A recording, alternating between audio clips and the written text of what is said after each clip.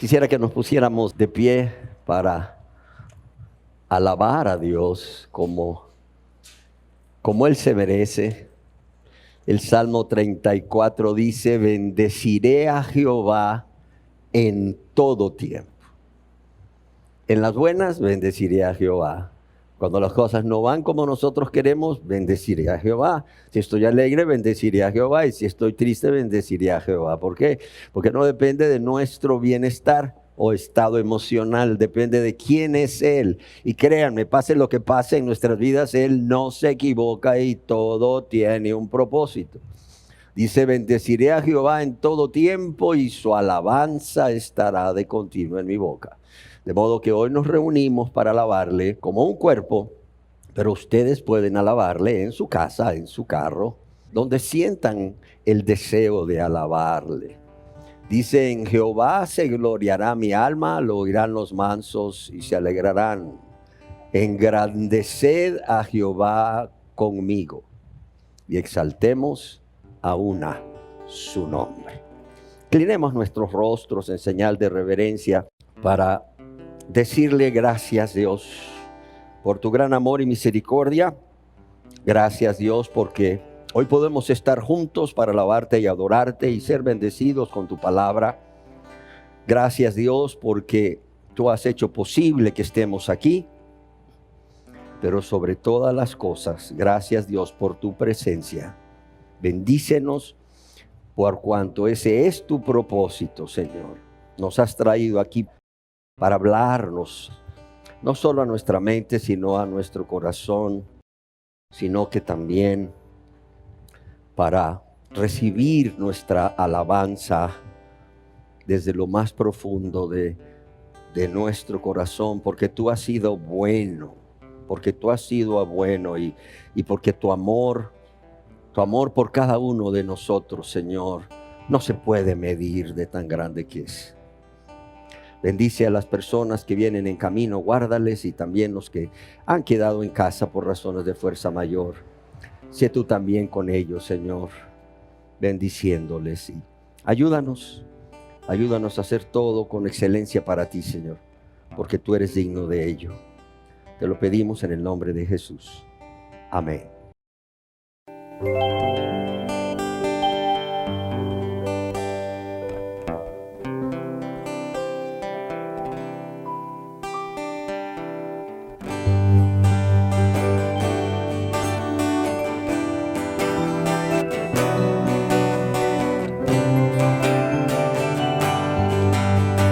Gracias porque estamos juntos y vencemos a este mundo. Quiero que este día llenes de alegría a quien te quiera conocer. Gracias que me das tu mano, que caminas a mi lado. Y aunque sople el viento, tú me das tu aliento, tu espíritu de salvación. Cristo, tú eres mi roca, no me alejaré de ti. Oveja, yo soy de tu prado, tú eres el pastor para mí. Gracias porque estás conmigo, eres mi mejor amigo, eres mi esperanza, digno de alabanza, eres eso y mucho más. Eres mi esperanza, digno de alabanza, eres eso y mucho más. Gracias porque estamos juntos. Gracias porque estamos juntos y vencemos a este mundo. Quiero que este día llenes de alegría a quien te quiera conocer. Gracias que me das tu mano, que caminas a mi lado. Y aunque sople el viento, tú me das tu aliento, tu espíritu de salvación. Cristo, tú eres mi roca, no me alejaré de ti.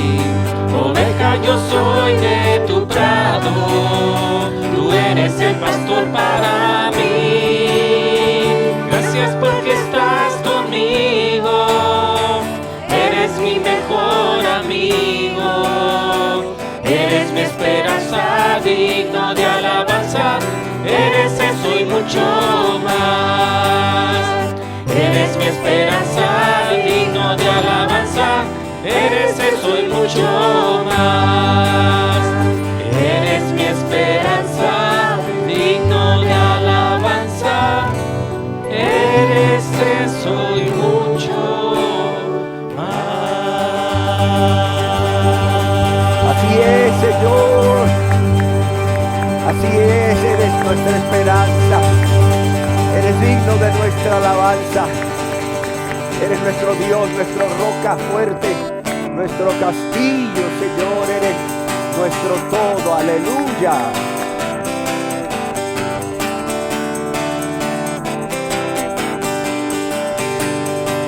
Hay poder, poder, sin igual poder en Jesús, que murió y resucitó.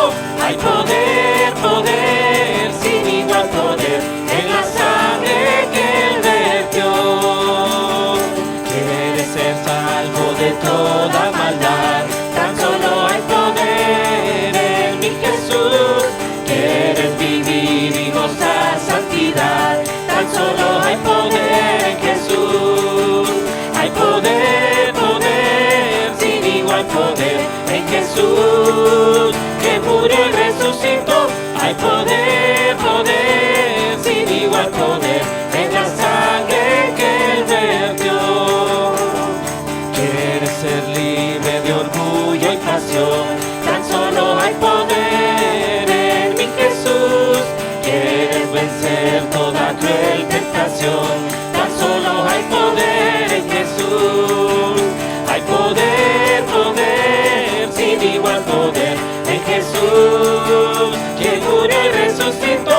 Hay poder, poder, sin igual poder en la sangre que Él vertió. Quieres servir a tu Rey y Señor, tan solo hay poder en mi Jesús. Ven y ser salvo podrás en tu amor, tan solo hay poder en Jesús. Gracias, Señor. Hay poder, poder, Gracias, sin bendito igual Salvador. poder en Jesús, que murió y resucitó. Hay poder, poder, sin igual poder en la sangre que Él vertió. Hay amor, amor, sin igual amor en Jesús, que murió y resucitó. Hay amor, amor, sin igual amor en la sangre que Él vertió. Hay perdón, perdón, sin igual perdón en Jesús, que murió y resucitó. Hay perdón, perdón, sin igual perdón en la sangre que Él vertió. En la sangre que Él vertió. En la sangre que Él vertió. Gracias, Señor. Gracias por tu amor, tu perdón, tu poder. Tú me hiciste libre, tú me hiciste libre, libre, Señor. Rotas fueron las cadenas que me aprisionaban en mi corazón. Libre, libre, tú me hiciste libre, tú me hiciste libre, libre, Señor. Rotas fueron las cadenas que me aprisionaban en mi corazón. Una vez perdido vivía yo, lejos y vagando en error. Mas la voz de Cristo me alcanzó, me llamó con tierno amor. Hay un nombre escrito en la gloria, mío es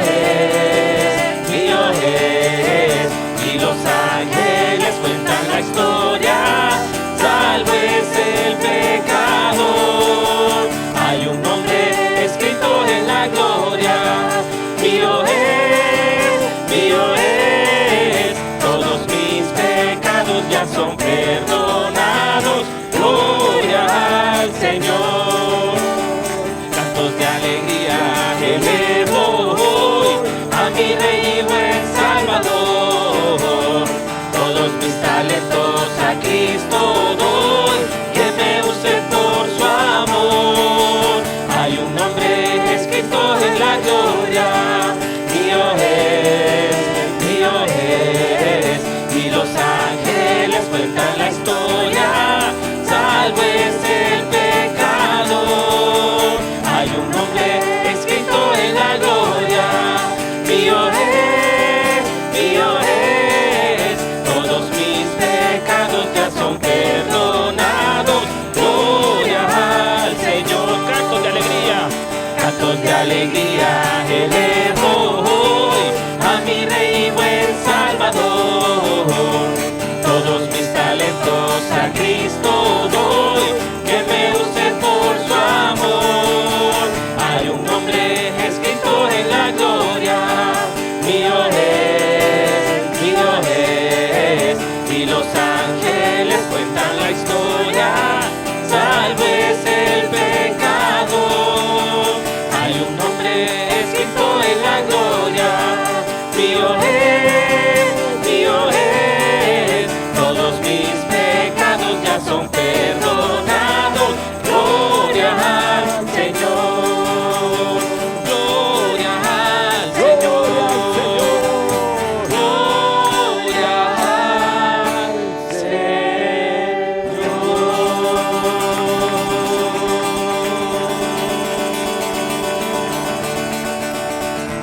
Gloria a ti, Señor.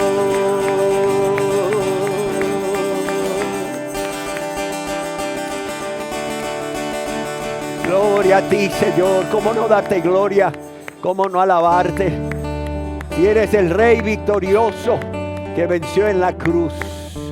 Venció en la cruz a Satanás. Y por tu muerte somos más que vencedores. Gracias, Señor. Gracias por morir y resucitar por nosotros, sin tú estar obligado y sin nosotros merecerlo. Cuán grande amor. Hay un nombre escrito en la gloria, mío es y tuyo es también. Y si no te has arrepentido y suplicado perdón a Dios, creyendo en Jesús como tu único y suficiente Salvador, ¿qué esperas para que ese nombre, para que tu nombre sea escrito ahí en la gloria, en el libro de la vida? Y todo por lo que ya Cristo hizo en la cruz. Te alabamos y te bendecimos, Dios Padre, Dios Hijo, Dios Espíritu Santo. A ti la gloria, a ti la honra. Aleluya.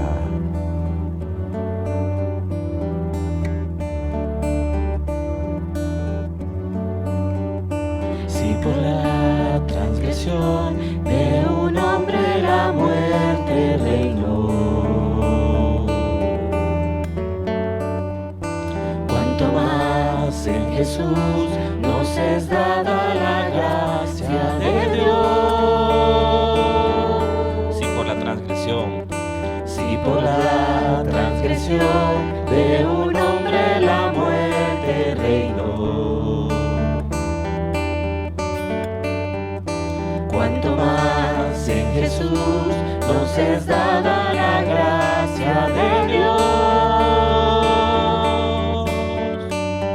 Donde abundó el pecado fue mayor su amor, la gracia sobreabundó. Donde abundó el pecado fue mayor su amor, la gracia sobreabundó.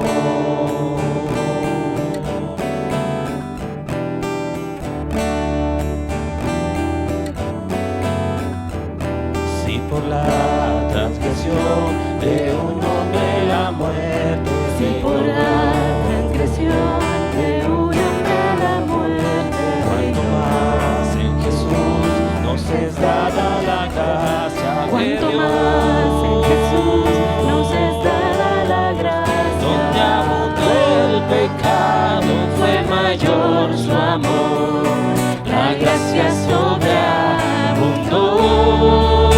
Donde abundó el pecado fue mayor su amor, la gracia sobreabundó.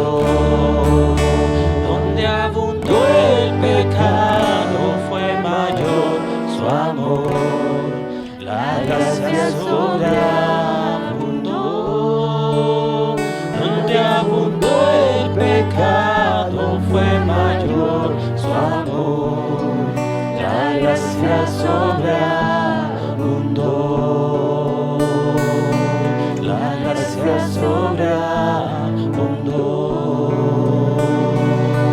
la gracia sobreabundó.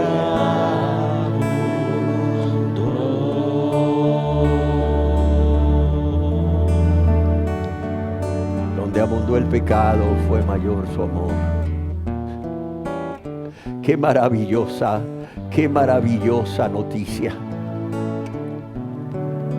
Algunas personas dicen: pastor, es que usted no sabe los pecados que he cometido. Pues sí, quizás no lo sepa. Es que son tan grandes, son tantos. Pero el Señor te dice hoy: donde abundó el pecado, la gracia sobreabundó. La gracia sobrepasó a tus pecados y los míos también. Gracias, Señor. Gracias porque por tu gracia, por tu favor inmerecido, somos lo que somos. Ya no enemigos, sino tus hijos. Gracias. Gracias, Señor.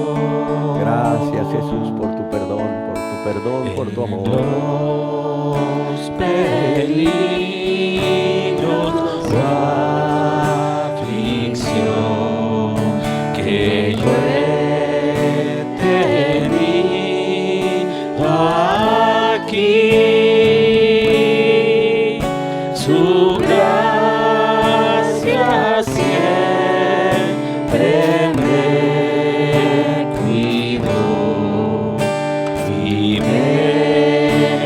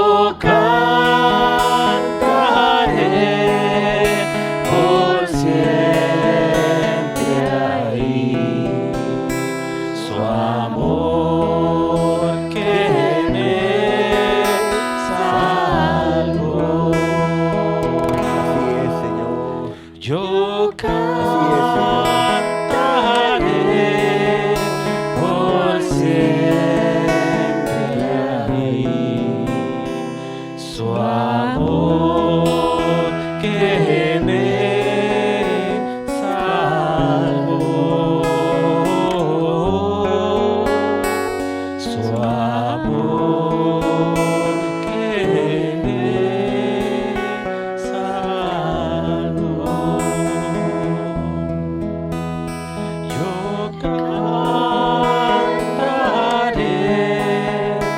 por siempre ahí su amor que me salvó. Sí es, Su Señor. amor que me salvó.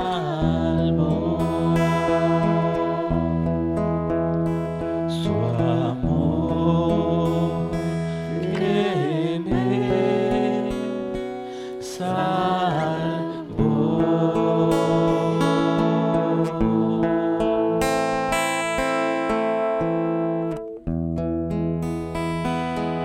Así es, Señor. Y es que esa salvación, ese perdón, es un favor inmerecido. ¿Y por qué inmerecido? Porque si nos examinamos a nosotros mismos, son tantas las veces que hemos pecado contra Dios, contra su Cristo. Cuántas las veces que hemos entristecido al Espíritu Santo. Y siendo culpables por ello, merecedores del castigo eterno,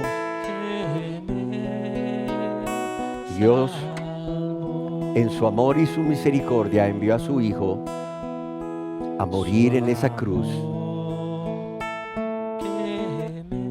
en nuestro lugar.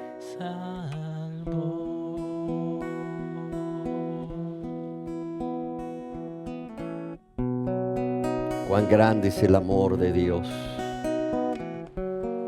Cuán grande es el amor de Dios. Inagotable es.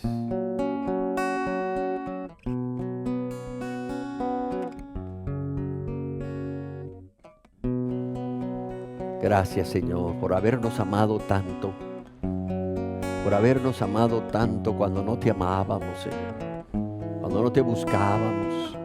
Cuando vivíamos para nosotros mismos y no para ti. Aún conociendo de tu existencia, Señor. Aún conociendo de tu existencia y aún conociendo de tu palabra, Señor. De tu voluntad, de lo que te agrada y no te agrada. Hacíamos no tu voluntad, sino nuestra voluntad, que tristemente en ese entonces era lo que no te agradaba y al contrario te ofendía y provocaba dolor en tu corazón. Sin embargo, nos viste perdidos, completamente perdidos espiritualmente.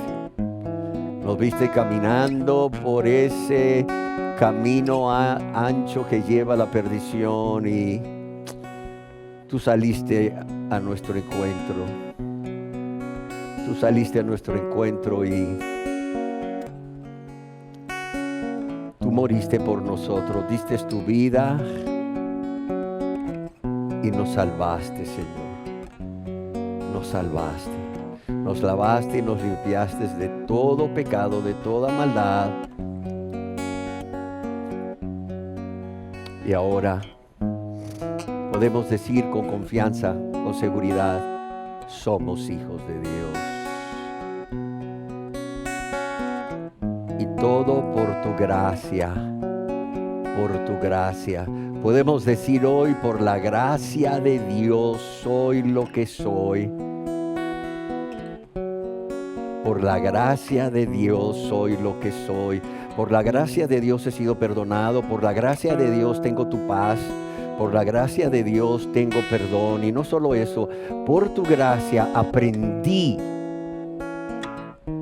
a hacer tu voluntad. Y me das la fuerza para hacerla. Porque todo es por tu gracia.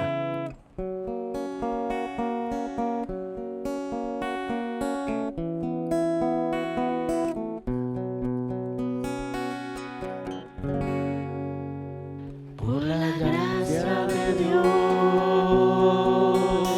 soy lo la gracia de Dios, tengo su amor, por la gracia de Dios, tengo su paz, por la gracia de Dios, tengo perdón. Por la gracia de Dios. Por la gracia No por de nuestros Dios, méritos, no por algo bueno que hubiésemos soy hecho, Señor. lo que soy. Por la gracia de Dios, tengo su amor. Por la gracia de Dios, tengo su paz. Por la gracia de Dios, tengo perdón. Conocí el amor para dar amor. Conocí la verdad para dar verdad. Conocí el perdón para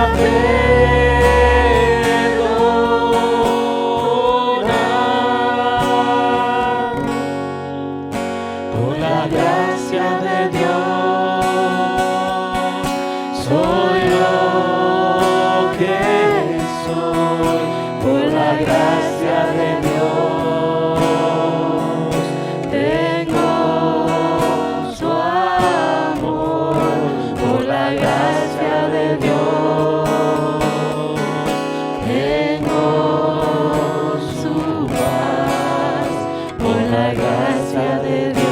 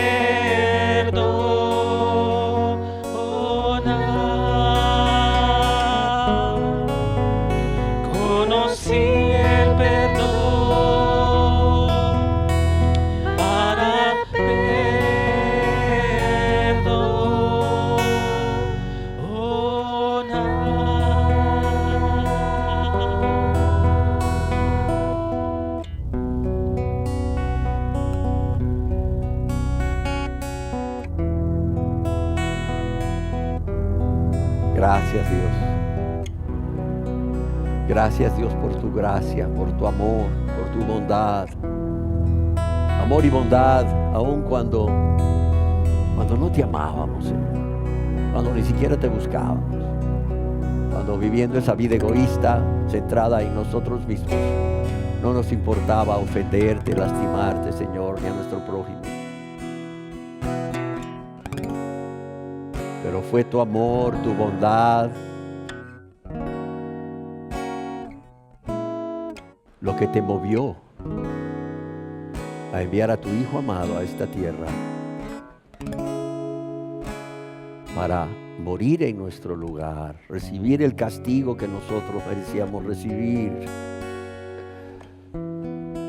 y pagar esa deuda que nosotros teníamos con Dios por haber violado, desobedecido tantas, pero tantas veces su ley. Una ley que exigía que recibiésemos un castigo, pero por eso Cristo recibió nuestro castigo. Y así Dios pudiese perdonarnos. Gracias, Dios. Gracias, Cristo. Gracias, Espíritu Santo, por hacernos entender estas preciosas, maravillosas verdades que nos permiten acercarnos a nuestro Dios y Padre, ya no como enemigos, sino como hijos, con confianza de que seremos recibidos con gozo, con agrado, y que seremos escuchados.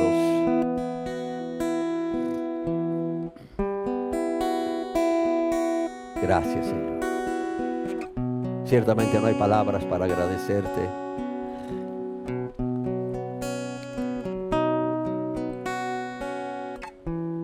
Porque es tan grande lo que has hecho por nosotros. Es tan grande y sin nosotros merecerlo, Señor. Por eso es gracia. Porque es un favor inmerecido, Señor. Y aquí estamos hoy, Señor, alabándote y adorándote por tu gracia. Porque aún en tu gracia nos permites estar aquí.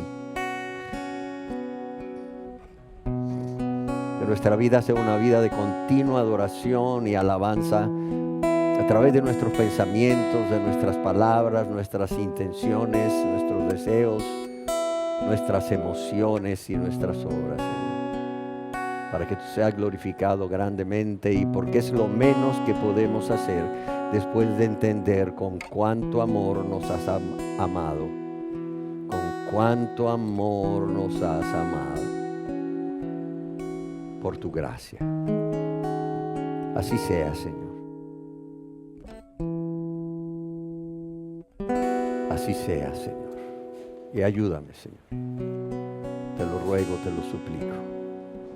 Amén.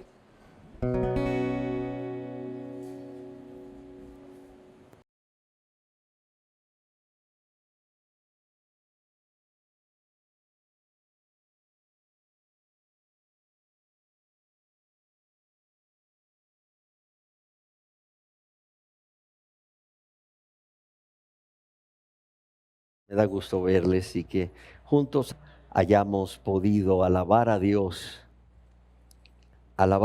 por su gracia, por ese favor inmerecido para cada uno de nosotros, o por cada uno de nosotros. Y precisamente la enseñanza de hoy se llama gracia abundante. Y yo quiero que me acompañen a un versículo en la Biblia que escribió el apóstol Pablo allá en su carta a los Romanos, capítulo 5, verso 20, en donde leemos: pero la ley se introdujo para que el pecado abundase, mas cuando el pecado abundó, sobreabundó la gracia. Y quiero leerlo de nuevo. La ley se introdujo para que el pecado abundase. Ya veremos cómo sucede esto. Mas cuando el pecado abundó, sobreabundó la gracia maravillosa de Dios. lo traduce en otras versiones de la Biblia. Y amados y amadas, ustedes no saben cuántas personas convencidas de pecado por el Espíritu Santo han venido a su servidor con una vergüenza y con una tristeza por haber pecado contra Dios, que solamente les ha hecho bien en su gran amor, y creen firmemente que por haber pecado tanto contra Dios y su prójimo, no son dignos, no son merecedores del perdón de Dios. Es que son tantos mis pecados, dicen. Es que son tan grandes. Es que ahora veo mis pecados tan graves. ¿Por contra quién pequé, pastor? Y al leer este verso, que es una realidad y una promesa, estas personas pueden descansar en el sacrificio de Cristo, es decir, en la obra redentora de Jesucristo al morir en la cruz y resucitar para salvarnos. ¿Por qué razón? Porque cuando el pecado abundó, porque cuando las personas pecaron muchísimo, sobreabundó o fue mayor o fue más grande la maravillosa gracia de Dios.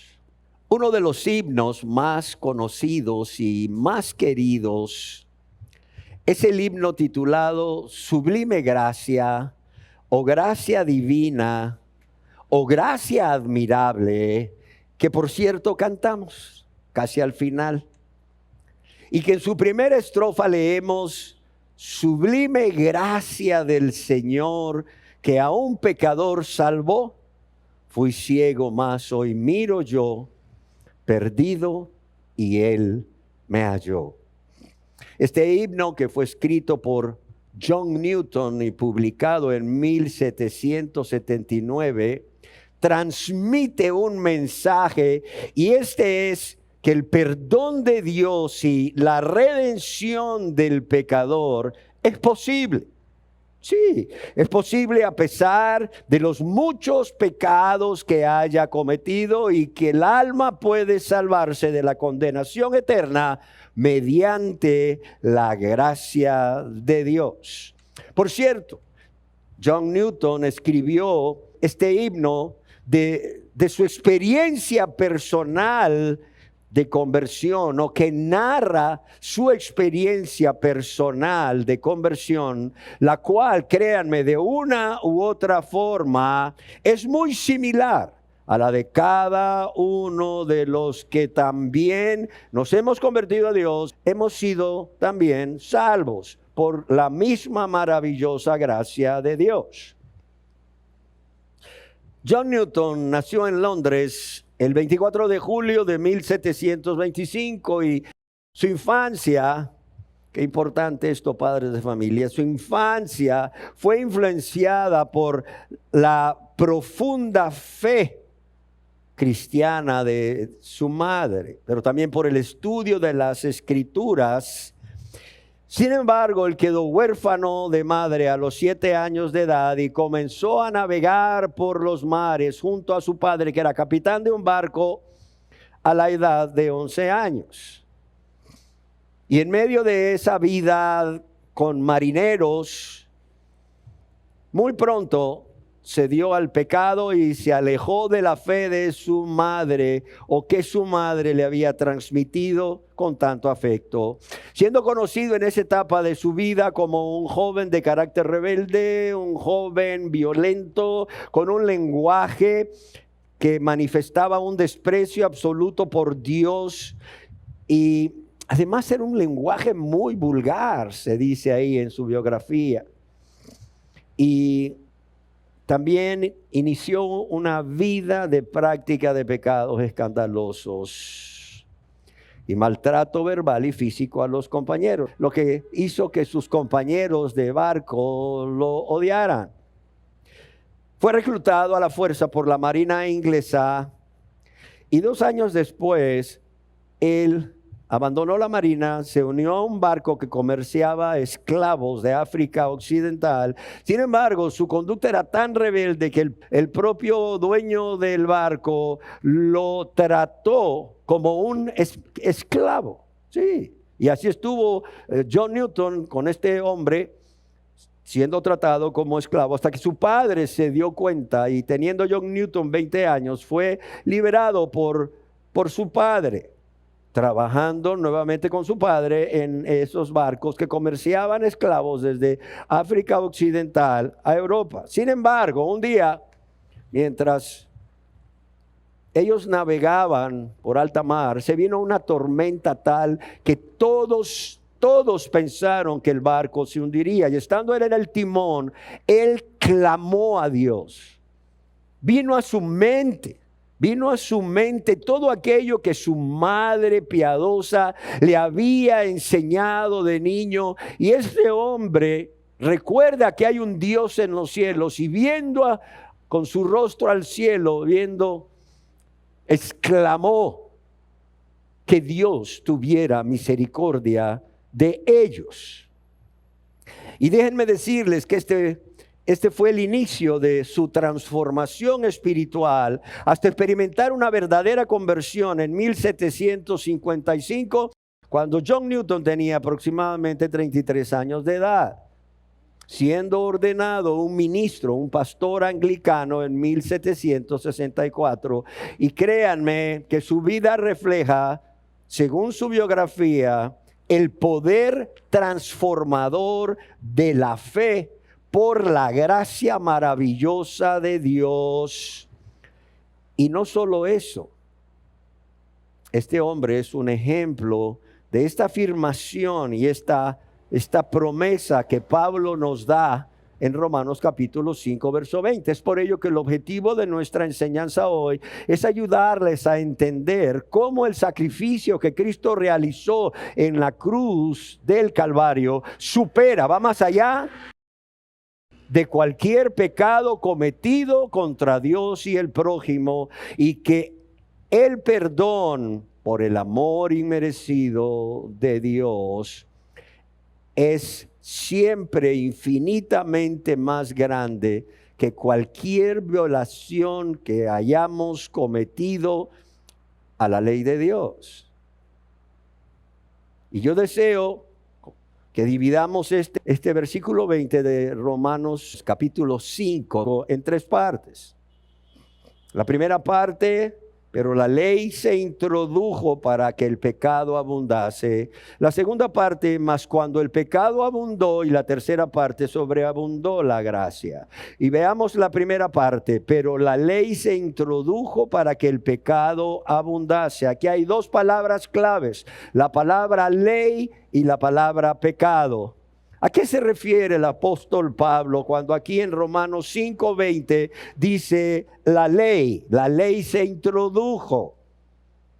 Aquí la palabra ley proviene del griego koine nomos, que se traduce como norma o conjunto de mandamientos divinos, refiriéndose específicamente a la ley mosaica o la Torá, los primeros 5 libros de la ley dadas por Dios en el Antiguo Testamento a Moisés. La ley, o específicamente la ley de Dios, se refiere a los mandamientos que Dios da a cada uno de nosotros, a cada una de sus criaturas. ¿Para qué? Para regular sus vidas y su comportamiento moral. Es una ley, no es un consejo. La ley de Dios, la ley moral de Dios. O sea, no es un consejo, como dijimos, no es una sugerencia tampoco, que si la quieres tomar la tomas y si no, pues igual. No, es una ley. Son mandamientos dados a Dios, a sus criaturas, a cada uno de nosotros. ¿Para qué? Para regular nuestras vidas y nuestro comportamiento moral. En otras palabras, para nuestro bien y el bien de los que nos rodean y el bien de la humanidad. Si no, esto sería un caos mayor de lo que ya es. Solo imaginemos. Como creador y Señor, Dios tiene todo el derecho a merecer y a demandar perfecta obediencia. Óigalo bien. ¿Por qué debo yo obedecer a Dios? ¿Por qué debo obedecer la ley moral de Dios? Porque Dios tiene todo el derecho a merecer y a demandar perfecta obediencia y amor, sin condición alguna de sus criaturas. Y aunque Dios dio la ley a través de Moisés como un modelo de cómo deberíamos de conducirnos justa y rectamente, nunca fue su intención que por medio de la ley fuésemos declarados justos o fuésemos declarados inocentes, libres de toda culpa por haber pecado contra Dios. Ahora bien, ¿para qué sirve la ley? ¿Para qué se introdujo la ley? Dice, para que el pecado abundase. La ley se introdujo para que la humanidad, para que cada uno de ustedes y yo fuésemos plenamente conscientes de nuestros pecados. Y no solo eso, sino de la magnitud de nuestra maldad, pero también de nuestra separación de Dios a causa de nuestros pecados y nuestra maldad antes de convertirnos a Él en arrepentimiento y fe en Jesucristo. ¿Sí queda claro? La ley no originó o no dio origen al pecado, sin embargo, revela el pecado, y no solo revela el pecado, sino que revela el pecado como una desobediencia, primeramente ¿a quién? Primeramente a Dios. Porque si bien es cierto que cuando desobedecemos el mandamiento y pecamos, estamos violando, rompiendo una ley que Dios da, no olvidemos nunca, amados y amadas, que detrás de esa ley hay alguien que creó esa ley. En nuestro caso, es el Congreso Nacional, es el poder legislativo el que crea las leyes. Pero en el caso de el Dios y creador del universo, y en nuestro caso, la ley de Dios fue creada por Dios, fue dada por Dios, de modo que Dios quiere que entendamos que cuando pecamos, cuando violamos su ley, cuando no hacemos su voluntad, sino la nuestra, por encima de la de Dios, aunque estamos rompiendo, violando su ley, estamos ofendiendo al dador de la ley. Y es ahí donde Dios nos quiere llevar, que veamos más allá de la ofensa, más allá de la violación del mandamiento, sino a quién ofendemos, quién está detrás de la ley, quién está detrás del mandamiento, que es Dios. Pero también la ley nos revela no solamente que cuando pecamos contra Dios, sino que cuando pecamos o nuestros pecados, Dios los recibe como algo que le causa dolor, porque Él no nos hizo para eso. Él nos hizo para ser adoradores en espíritu y en verdad. Pero también es algo que le causa enojo, porque Dios es santo, santo, santo, y es algo que Dios aborrece. Pero también la ley fue creada y fue introducida para que los seres humanos, todos los aquí presentes, reconozcamos que somos incapaces de salvarnos por nosotros mismos. Y espero que esto quede claro. No hay religión que nos salve, no hay líder espiritual que nos salve, no hay obras capaces de salvarnos, solamente por la misericordia de Dios a través de la fe en Jesucristo, quien dio su vida por nosotros en nuestro lugar. Ahora bien, continuando con la primera parte, veamos qué es el pecado. El pecado es descrito en la Biblia como desobediencia a la ley de Dios. Primera de Juan 3:4. ¿Y a qué se refiere esto? Se refiere a sobrepasar de forma consciente, óigalo bien, de forma consciente y voluntaria una línea o límite moral establecido por la sociedad, o en lo que respecta al tema de hoy, establecido por Dios. Y fíjese bien, en forma consciente y voluntaria. Una persona que no está en su pleno juicio debido a, no lo sé, que nació con hipoxia neonatal, o que tuvo una meningitis de niño y le alteró su cerebro, o que tuvo un tumor cerebral de niño, o que nació con uno de estos síndromes que te impiden tener la capacidad plena de razonar. Esas personas o a esas personas no se le cuenta la desobediencia a la ley de Dios como pecado. ¿Por qué? Porque es algo que no se hace de manera consciente y voluntaria. Es más, tú vas caminando y golpeas a alguien mientras vas caminando y la persona te voltea a ver así con cara de molesto o molesta, pues pídele disculpas porque lo golpeaste y lo lastimaste, pero no te sientas mal con Dios por haberlo hecho, porque en ningún momento fue tu intención hacerlo. O sea, no te condenes de no tener amor por tu prójimo si sucede eso. ¿Por qué razón? Porque no fue tu intención hacerlo. Ahora sí, si de manera consciente y voluntaria no quieres perdonar a alguien o no quieres abandonar un pecado que sabes que ofende, que lastima a Dios y a tu prójimo, esto sí ya se cuenta como un pecado delante de Dios. ¿Por qué? Porque estás sobrepasando de forma consciente y voluntaria una línea o límite moral, no solo establecido por la sociedad, sino sobre todo establecido por Dios. En el diccionario expositivo de palabras del Antiguo Testamento, la palabra pecado, óigalo bien, se asocia a desviarse del camino recto y cometer una falta consciente, así como rebelarse contra Dios. Lo repito. Se asocia a desviarse del camino recto, cometer una falta consciente y rebelarse contra Dios. Ahora, según el Antiguo Testamento, aquí hay algo que se añade a la palabra pecado y que lo hace más que desviarse del camino recto, más que cometer una falta consciente y rebelarse contra Dios. ¿Por qué? Porque el pecado es más que desobedecer una regla fría. La palabra hebrea para pecado en el Antiguo Testamento es peshá, que implica, óigalo bien, violar una relación de confianza. O sea, va más allá, como les decía, va más allá de desviarse del camino recto, de sobrepasar de forma consciente y voluntaria una línea o límite moral. No, o sea, es violar una relación de confianza.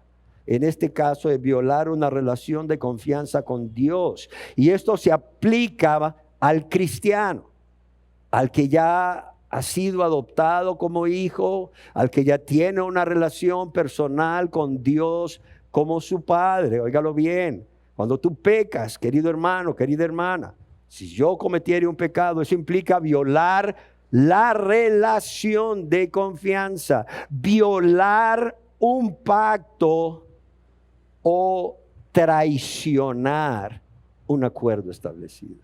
Óiganlo bien, hermanos y hermanas. Violar una relación de confianza, violar un pacto, ese pacto que hiciste con Dios cuando te arrepentiste de darle la espalda al pecado para venir siempre a Dios, para obtener la ayuda necesaria para vencer la tentación, para vivir una vida recta, santa, agradable a Él por amor. Pero también traicionar. Yo creo que cuando todos oímos la palabra traicionar, quizás nos acordamos de Judas y se ve como algo horrible, algo perverso y bueno, al que es víctima de la traición le es muy doloroso. Por tanto, amados y hermanos y hermanas, cuando un cristiano hubiere pecado, porque ya vimos, no es la norma, no es la regla, sino la excepción. Cuando un cristiano hubiere pecado, está traicionando, no solo violando un pacto y violando la relación de confianza entre él y Dios, sino traicionando ese pacto establecido. Y créanme, eso le produce dolor al ser que es traicionado, dolor a Dios. Ahora bien, en el Nuevo Testamento, la palabra que más se usa para pecado es amartía, que significa falla, desviación de la voluntad de Dios, o desviarse de la voluntad de Dios, o no alcanzar el estándar de santidad divino. Y créanme que este es el término más frecuentemente usado. Y no solo eso, en las cartas del apóstol Pablo se usa para describir actos individuales. Óigalo bien, actos individuales. Es que nosotros cometimos. No. Sí, cometimos seguramente o quizás pecados en grupo alguna vez, pero la responsabilidad y la culpabilidad es individual. ¿Qué más es pecado además de desobediencia a la ley de Dios? Allá en la carta de Santiago, capítulo 4, verso 17, leemos que al que sabe hacer lo bueno y no lo hace, le es pecado. Y esto es lo que se conoce como pecado de omisión. Generalmente, el pecado se asocia únicamente con hacer cosas indebidas, cosas malas, cosas pecaminosas, que es el pecado por comisión, por decirle de alguna manera. Sin embargo, aquí en Santiago 4:17 vemos cómo también se peca cuando, teniendo la oportunidad, el conocimiento y los medios para hacer el bien, se decide de manera consciente y voluntaria no actuar o mantenerse pasivo. ¿Sí queda claro? Aprovecho aquí para decirles que la tentación no es igual a pecado. Una cosa es la tentación, el que el diablo estimule nuestros deseos. ¿Para qué? Para que nosotros seamos seducidos por ese estímulo y hagamos que nuestros deseos crezcan a tal grado que llegan a controlar nuestros pensamientos, nuestras emociones y nuestra voluntad, que cometer pecado. La tentación es el estímulo de parte de Satanás para pecar, o el estímulo que viene desde nuestro corazón, si es un corazón no convertido, de deleitarse en aquellas cosas que no agradan a Dios, que ofenden a Dios, que son contrarias a su voluntad. Es un estímulo solamente. Pero cuando ya nosotros somos seducidos o atraídos por ese estímulo, porque dejamos que ese estímulo esté ahí, actuando sobre nosotros, sobre nuestros pensamientos, nuestras emociones o nuestros deseos, el tiempo suficiente, se cae en pecado. Sí queda claro, para que nadie se condene. He hablado con muchas personas que se convierten y en ese tiempo de recién convertidos empiezan a tener condenaciones, y cuando vienen a mí diciéndome es que pequé en esto y en lo otro, al platicar y nuevamente volver a examinar qué sucedió, nos damos cuenta que no fue un pecado, fue una tentación, y que la persona no cayó en pecado, pero pensó que por el mero pensamiento ya era pecado, que por el mero sentimiento ya era pecado. Eso no lo podemos evitar, eso no lo podemos impedir. Esos pensamientos van a venir sin que nosotros los llamemos. Esos sentimientos van a surgir sin que nosotros los llamemos. Sí, esos deseos van a aparecer sin que nosotros los llamemos. ¿Por qué? Porque así está formado nuestro cuerpo. Punto. Así lo formó Dios. El problema es qué vamos a hacer con esos pensamientos, con esos sentimientos o con esos deseos. ¿Los vamos a dejar suficientemente para que gobiernen nuestra mente, nuestras emociones y nuestra voluntad? ¿O vamos a cortar de tajo inmediatamente que nos demos cuenta, o como dicen los jóvenes, nos caiga el 20 de que, o sea, hay un pensamiento ahí en la mente que nos quiere llevar a más, hay un sentimiento en el corazón que nos quiere llevar a más, a pecar, y hay deseos en nosotros que nos quieren llevar a más, a pecar? ¿Sí queda claro? Quiero leerles algunos ejemplos de pecado. ¿Por qué? Porque quizás aquí muchos, al igual que yo, antes de convertirme a Dios, pues realmente no tenía conciencia de qué cosas eran pecado. Porque no tenía conciencia de qué cosas eran pecado y de los pecados que yo estaba cometiendo, porque no tenía el conocimiento. Y si tú no tienes el conocimiento de algo, no puedes tener conciencia de que estás haciendo eso. Es más, no puedes ni siquiera sentirte culpable y ver la necesidad de pedirle perdón a Dios por haberlo hecho, ni a tu prójimo. Por eso quiero leer rápidamente algunos ejemplos. Adulterio, fornicación, inmundicia. ¿Qué es la inmundicia? La inmundicia es la inmoralidad física hasta los pensamientos perversos. ¿Qué es lascivia? Libertinaje o desenfreno. Generalmente esto va enfocado al área sexual y tiene que ver con inmoralidad sexual. Otros pecados son idolatría, es decir, adoración a dioses falsos, pero también cuidado, adoración a personas. Hay personas que se aman más que a Dios. Hay personas que han violado el orden de los mandamientos. El primer mandamiento, ¿cuál es? Dijo Jesús, amarás al Señor tu Dios ¿con qué? Con todo tu corazón, con toda tu alma, con toda tu mente y con todas tus fuerzas. ¿Y a quién más? En segundo lugar, a tu prójimo como a ti mismo. Hay personas que han cambiado el orden y tienen como primer mandamiento amarás a tu prójimo como a ti mismo, y en segundo lugar o como segundo mandamiento amarás al Señor tu Dios con todo tu corazón, alma, mente y fuerzas. ¿Y qué pasa cuando hacemos esto? Convertimos a esa persona que estamos amando más que a Dios en un ídolo. Entonces los ídolos no solamente son de yeso, los ídolos no solamente son de piedra, los ídolos no solamente son imágenes. Una persona puede decir, no, la verdad es que yo no tengo nada de eso, pero puede ser tú mismo, tú misma, tu propio ídolo. O bien otra persona, puede ser tu esposo, tu esposa, puede ser una pareja, o puede ser un bien material, o puede ser un pecado que no quieres renunciar a él, como el joven rico. Una cosa te hace falta, le dijo Jesús, y él abrazó más su pecado en lugar de renunciar a su pecado. Y ese pecado era la avaricia. ¿Qué más? Enemistades, pleitos, celos, iras, contiendas, discusiones, disensiones, llevar la contraria aunque no tengas la razón, no dar tu brazo a torcer, herejías, envidias, homicidios, pero no solo matar a alguien. Dice Dios en su palabra a través del apóstol Juan, que si nosotros aborrecemos a nuestro prójimo, pues ya hemos cometido homicidio. Así de sencillo. Otra es borracheras. No, la borrachera no es enfermedad, como dice la gente. La borrachera es un pecado. ¿Por qué? Porque la persona, siendo egoísta, solo piensa en él mismo, en ella misma, y el placer que va a obtener de ingerir cierta cantidad de licor. O el dolor que va a aplacar en su vida ingiriendo bebidas alcohólicas. Es lo que la gente llama comúnmente ahogar sus penas con licor. Así que, amados y amadas, la borrachera no es una enfermedad, es un pecado por el egoísmo que les mueve a emborracharse. Orgías son fiestas con desenfreno moral. Ahora bien, ser afeminados. Ahora, ¿qué es ser afeminados?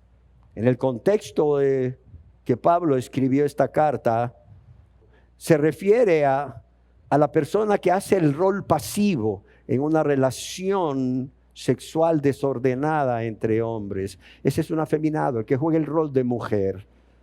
Sí, el compañero pasivo o el que juega el rol de mujer en una relación sexual desordenada entre hombres. Igual, como pecado aquí, también está los que se acuestan con varones, que son los que juegan el rol activo o el rol masculino en las prácticas sexuales entre hombres.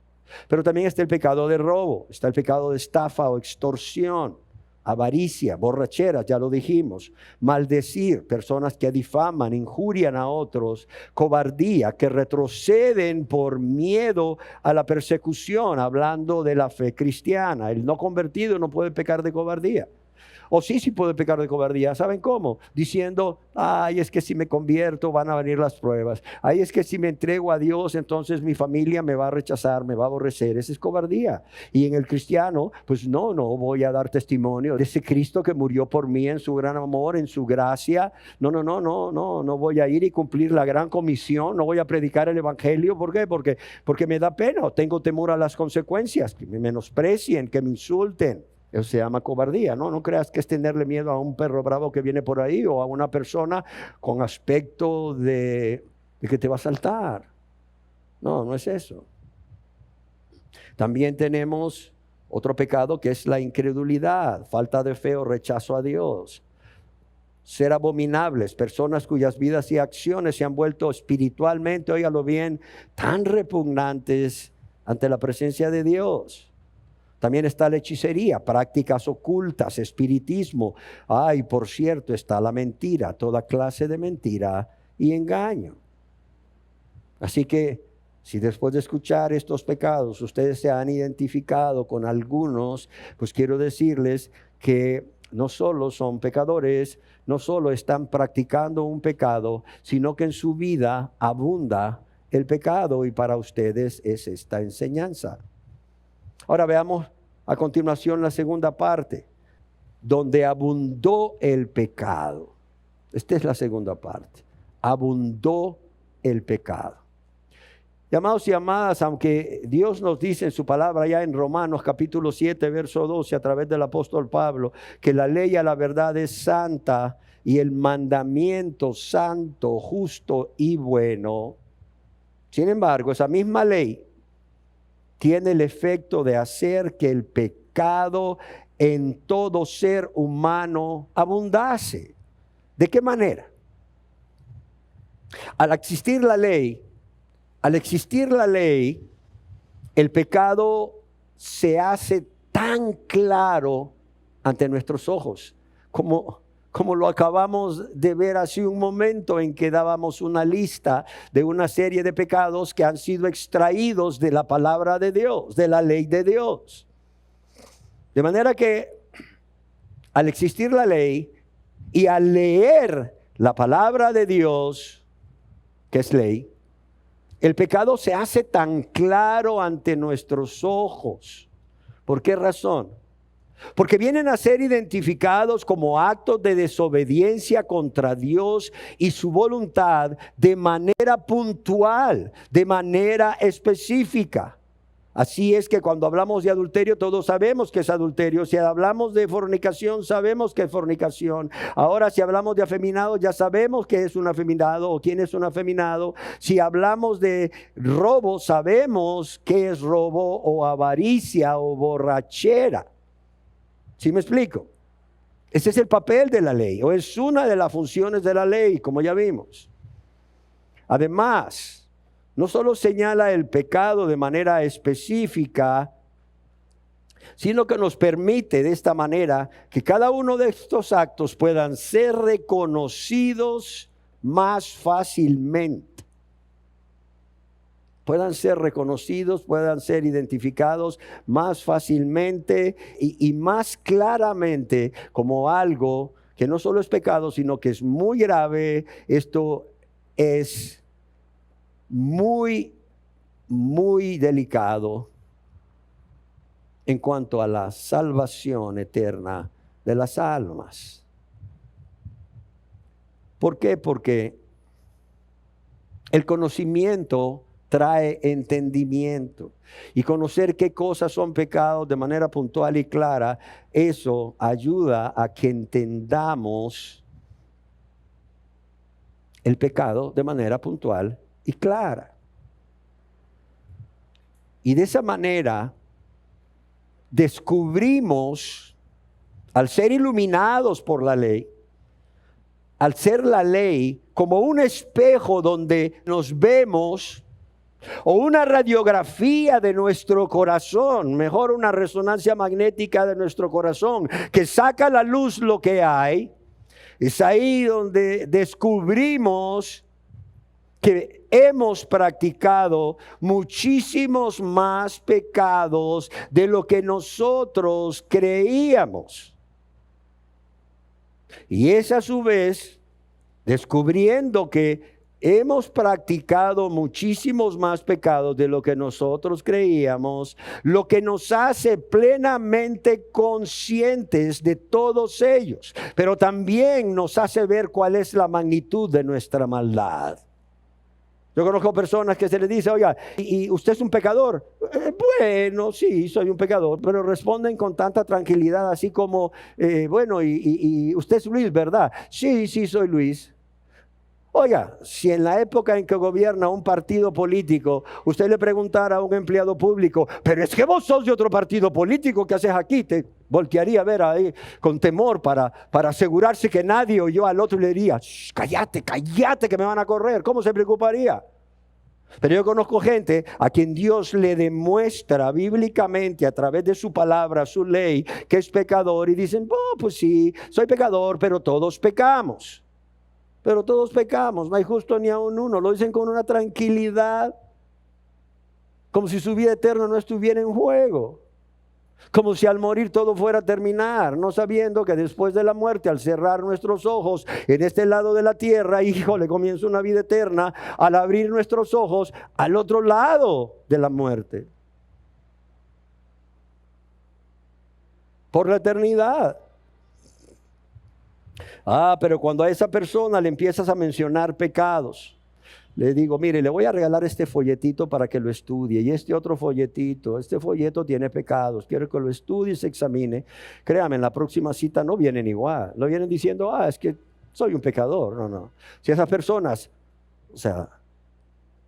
han recibido la obra de convencimiento o convicción del Espíritu Santo, esas personas vienen distintas, vienen diciendo, oiga, pastor, gracias por esos folletos. Qué ciego estaba. Pero cómo me abrieron los ojos esos folletos. ¿Por qué? Porque a través de ellos pude ver no solo lo que es pecado, sino cuáles han sido los pecados que yo he cometido y sigo cometiendo contra Dios. Y pastor, ahora le puedo decir que soy un pecador. Y que no solo soy un pecador, que voy camino al infierno. Camino al infierno, pastor. Porque yo he ofendido grandemente a Dios. ¿Sí ven cómo el pecado abunda? ¿Sí ven cómo el pecado abunda? Es más, el apóstol Pablo en Romanos capítulo 3, verso 20 nos habla al respecto cuando dice que por medio de la ley es el conocimiento del pecado. Por medio de la ley es el conocimiento del pecado.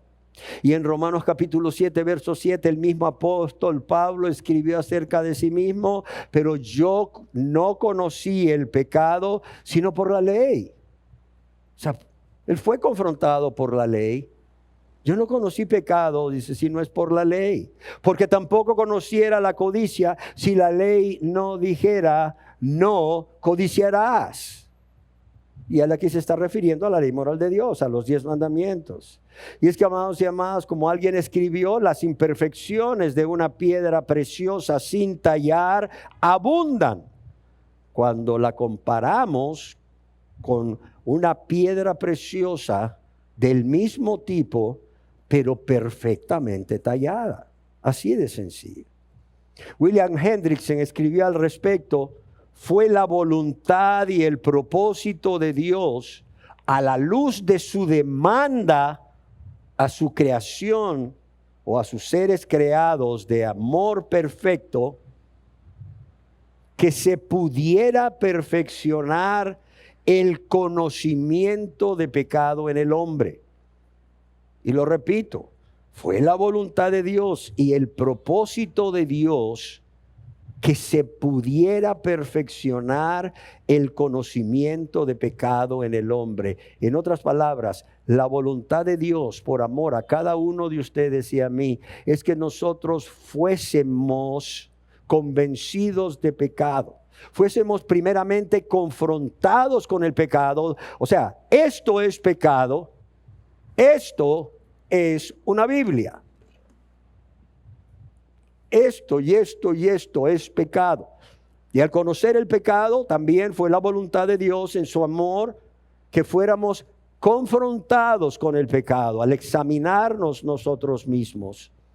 ¿Para qué? Para que nuestros sentidos fuesen estimulados para percibir los pecados cometidos con mayor claridad. Oye lo que dice Hendrickson, que Dios hace eso por amor a nosotros. El que seamos expuestos al pecado, el que tengamos conocimiento del pecado para después tener convicción de pecado. ¿Para qué? Para que nuestros sentidos sean activados o estimulados para percibir o para reconocer cuáles son los pecados cometidos con una mayor claridad. ¿Por qué razón? Porque una cierta idea de que no todo anda bien con Dios no será suficiente para impulsar al pecador hacia el Salvador. Óigalo bien. Volvemos a un ejemplo. Oiga, ¿usted es pecador? Sí, pero la verdad es que pues, todos pecamos, ¿no? No hay justo ni aun uno. Oiga, ¿y podría usted hacerme una lista de sus pecados? Bueno, una lista de mis pecados. Déjeme ver. Una lista de mis pecados. No lo robo. Seguro que no, que usted no ha vendido una libra de frijoles en lugar de 16 onzas, 14 onzas. Bueno, sí lo he hecho, pero son 2 onzas de frijoles. Se llama robo, por decir algo. Mire, yo no mato. ¿Usted no ha aborrecido a su prójimo? Bueno, pues sí, yo aborrezco a gente. Hay gente que no quiero. Bueno, es como si lo hubiera asesinado.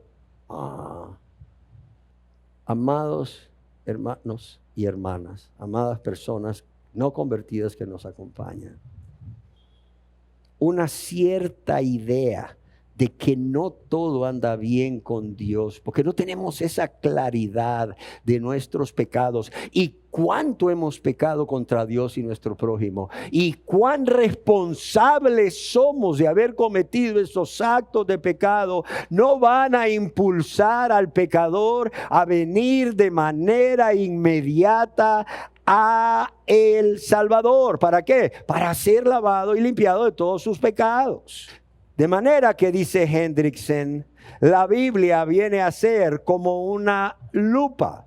Este instrumento en realidad no aumenta el número de manchas sucias en la ropa.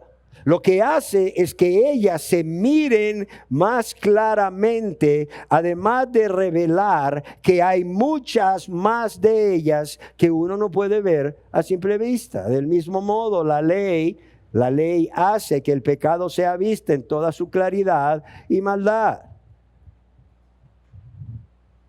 Pero también este aumento del conocimiento del pecado es necesario. ¿Por qué? Porque va a impedir que la persona se imagine que por su propio poder puede vencer el pecado. ¿Tú crees que el creer que una mentirita blanca no afecta o no te afecta para tu salvación espiritual?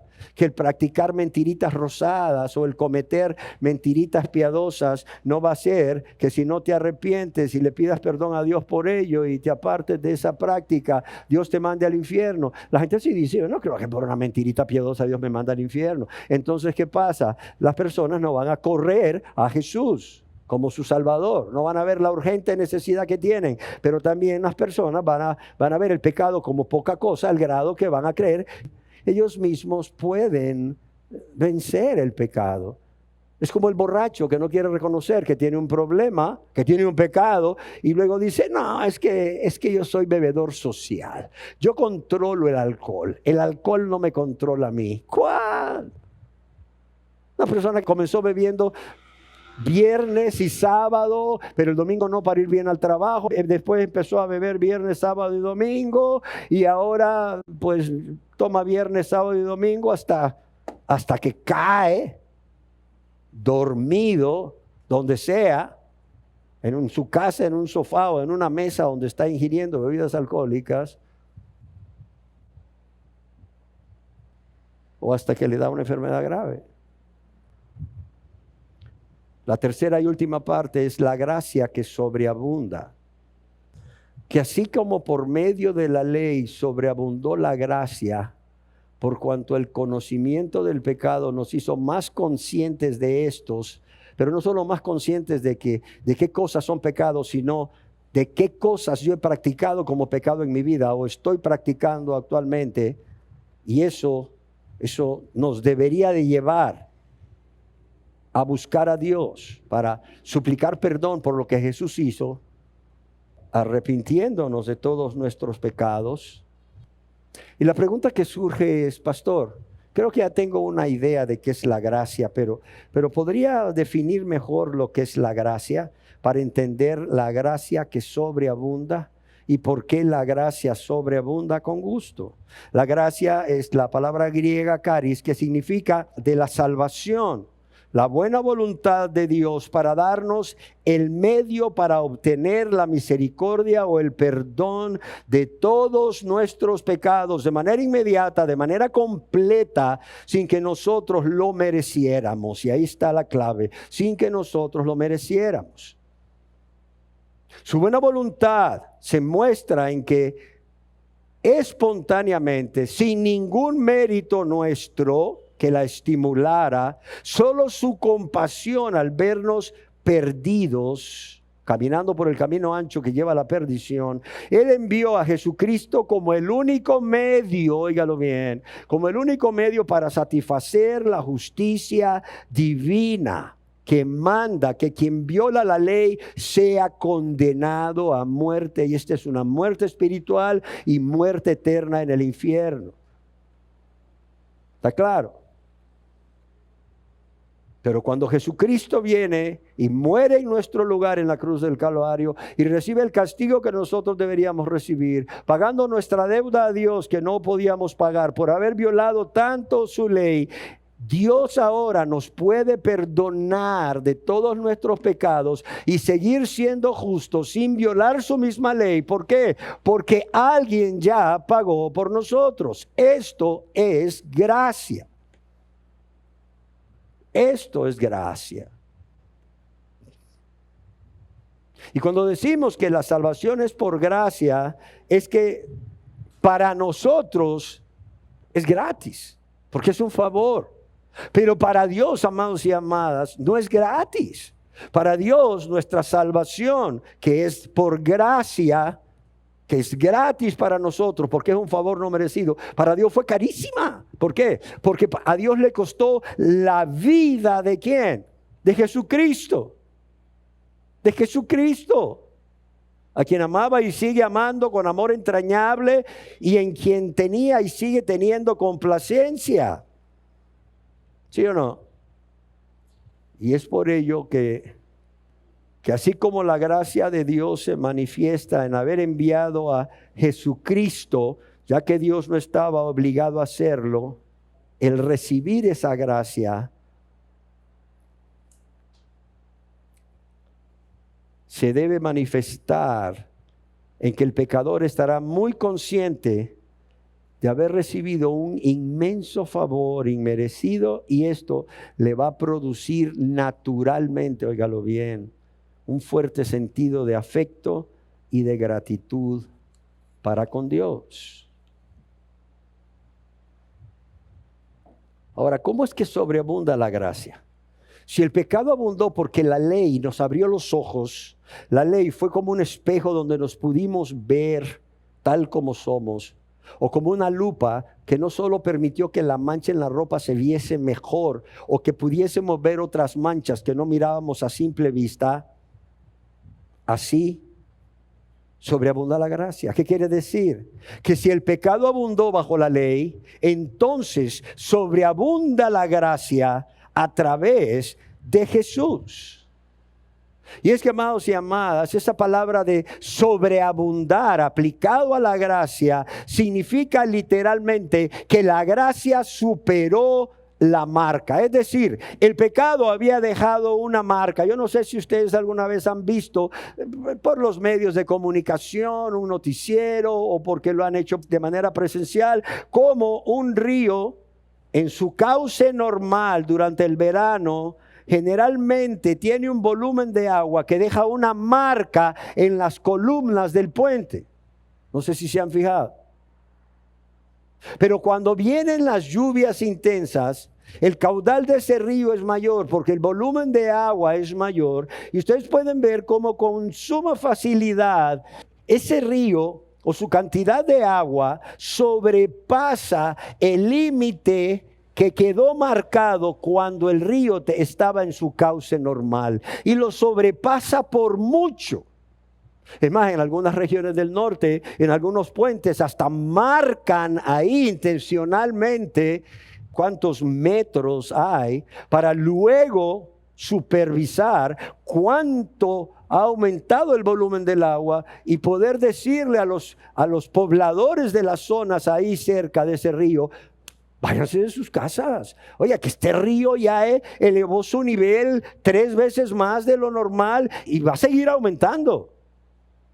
O sea, sobreabundar, hablando acerca de la gracia, significa literalmente que la gracia superó la marca que deja el pecado en sus vidas. Una marca que Dios ve. Óigalo bien. Es una marca que tú no ves, pero que Dios ve. Y al superar la marca del pecado, esto significa que la gracia se desborda mucho más allá de donde llegó el pecado. Amados y amadas, ¿qué sería lo lógico? ¿Qué sería lo natural? ¿Qué sería lo que deberíamos esperar nosotros de parte de Dios, donde abunda el pecado contra Dios y nuestro prójimo? Bueno, que abunde la ira de Dios, ¿sí o no? Que abunde el castigo de Dios, que abunde el juicio de Dios. Sin embargo, el amor de Dios es tan asombroso, el amor de Dios es tan maravilloso, que en lugar de abundar su ira donde abundó el pecado, en lugar de abundar el juicio o de traer un castigo mucho más severo, Dios en su gracia abundante, lejos de alejarse de nosotros, lejos de condenarnos de inmediato, Dios responde multiplicando su gracia, su favor, su misericordia, enviando a su Hijo Jesucristo a morir por nosotros, para que Dios pudiese lavar, limpiar todos, óigalo bien, todos nuestros pecados. Y este pecado, pastor, también. Y este otro también. Entienda, todos esos pecados, o sea, marcaban un límite en su vida o llegaban hasta un límite en su vida. Ok, ese pecado que usted ve tan grave quizás hizo que sus pecados sobrepasaran el límite en algunos momentos, pero la gracia que sobreabundó sobrepasó los límites del pecado, o sea, muchísimas veces más. Muchísimas veces más, por el amor y la misericordia de Dios. ¿Sí queda claro? Y ciertamente no hay excusa, amados y amadas, para que alguien pueda decir: ay, pastor, es que mire, usted no sabe cuál ha sido mi vida. Yo por eso no asisto a las asambleas públicas de adoración. Yo por eso no leo la Biblia, yo por eso no oro. Es más, yo por eso ni estoy interesado en buscar a Dios, porque pues cuando a veces mi conciencia me dice que estoy mal y que debo hacerlo, inmediatamente se me viene a mi mente cuán mal estoy, cuán perdido espiritualmente estoy, cuánto he ofendido a Dios, cuánto he ofendido a mi prójimo, que yo creo honestamente que para mí no hay perdón de Dios. Amados y amadas, como decíamos al principio, esta verdad debería de hacerte cambiar de opinión y correr a Jesús, porque ciertamente donde el pecado aumenta, la gracia aumenta mucho, mucho más. Donde aumentó el pecado, la gracia aumenta mucho, mucho más. De modo que, querida persona que no te has convertido a Dios, si has minimizado la gracia de Dios, si tú crees que Dios en su gracia no es capaz de perdonar todos tus pecados de manera inmediata y de manera completa, la verdad es que estás muy equivocado, muy equivocado. Y por favor, si esta es una excusa para no arrepentirte y confiar en Jesús como tu único y suficiente Salvador personal, mire, créame que si usted cree que aquí le funciona, cuando esté delante de su presencia no le va a funcionar. Es decir, cuando usted vaya delante de la presencia de Dios y el Señor le diga a la izquierda, apartados de mí malditos, hacedores de maldad, o apartados de mí maldita, hacedora de maldad, usted no va a poder decir, Señor, es que yo no vine a ti en arrepentimiento y fe porque mis pecados eran tan grandes. Y Él te va a decir, ¿que no sabías tú que donde sobreabundó el pecado o donde abundó el pecado, sobreabundó mi gracia? ¿Que no lo sabías? ¿Que nunca lo leíste? No, pues sí lo leí. Pero es que lo leí de corrido, así como quien va leyendo un cuento, no me detuve a meditarlo, pero bueno, ¿pero lo sabías o no? Pues sí lo sabía. ¿No escuchaste alguna enseñanza al respecto? Sí la escuché. Sí, y aprendí qué quería decir que el pecado abundó a través de la ley y qué quería decir que la gracia sobreabundó. Entonces, no tienes excusa si no te has convertido. Y si te has convertido, no tienes excusa si has vuelto atrás cometiendo un pecado del cual aún no te arrepientes, no le das la espalda y vienes a Jesús con un corazón contrito y humillado, suplicándole misericordia. Dios, por su gracia, sobrepasó el límite de tu pecado antes de convertirte. Ahora que estás convertido, si es que hubieres pecado, Dios en su gracia puede sobrepasar por muchísimo el límite de ese pecado que has cometido. Así es que, ¿qué te impide venir a Él? ¿Qué te impide venir a Él con confianza y, como lo hiciste la primera vez, pedirle perdón, creyendo que Él te perdona? No hay excusa. No hay excusa, amado y amada. Aquí la pregunta es, y con la que deseo finalizar, ¿hemos entendido qué significa que el pecado abundó en nuestras vidas al ser confrontado por Dios a través de su palabra? Sí. ¿Lo hemos entendido o no? Levante la mano. Quien no lo ha entendido, dígame qué fue lo que no entendió. Gracias. Hemos entendido que no solamente Dios quiere mostrarnos qué es pecado, sino que Dios quiere que nos examinemos a nosotros mismos a la luz de esos pecados para que veamos realmente cuánto pecado hay en nuestras vidas. Levanten la mano. Gracias. Hemos entendido que Dios quiere que al ver cuán pecadores hemos sido, corramos a Él para pedir perdón. ¿Lo hemos entendido los aquí presentes? No estoy diciendo si debes de hacerlo, estoy diciendo si lo entendiste o no. Ok, perfecto. Ahora bien, queridas personas que aún no lo han hecho, ¿qué te impide hacerlo? ¿Qué te impide hacerlo? ¿Qué te impide? ¿Qué te impide venir a Dios confiando en lo que Jesús hizo por amor a ti?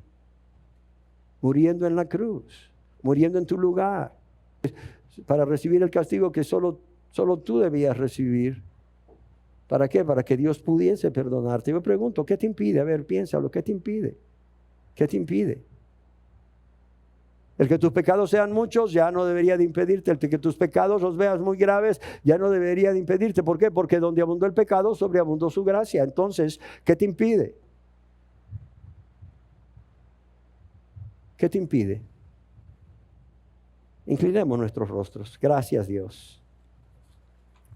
Gracias, Dios, porque en tu infinita misericordia, por tu gracia maravillosa que sobreabunda, no solo nos has hecho entender qué cosas son pecado y la necesidad de examinarnos y ver con mayor conocimiento cuánto hemos pecado contra ti y nuestro prójimo, sino que no hay excusa, Señor, para no venir a ti con un corazón apesarado, con un corazón avergonzado por haber pecado tanto contra ti, que solo nos has amado, Señor. Es por eso que yo te ruego que cada uno de nosotros aquí, cristianos y no cristianos, nos aferremos a esta verdad, los no cristianos para para suplicar perdón por todos sus pecados, confiando que Dios en su gracia, en su bondad y en su amor puede hacerlo. Y no solo puede hacerlo, quiere hacerlo, Señor. Quiere hacerlo y quiere hacerlo ahorita mismo. Si alguien ahorita deseara confesarle sus pecados a Dios, después de haber leído esa lista de pecados y de haberse identificado con algunos o muchos de ellos. Pero también para todo cristiano que hubiere pecado, el saber que por la gracia de Dios, por su amor y su bondad, podemos ser perdonados nuevamente y así podemos restaurar nuestra comunión con Dios. No se detenga por miedo a no ser recibido ante el trono de la gracia, ante el trono de su Dios y Padre de gracia, para alcanzar el perdón que necesita. Padre, yo te lo ruego en el nombre de Jesús. Amén.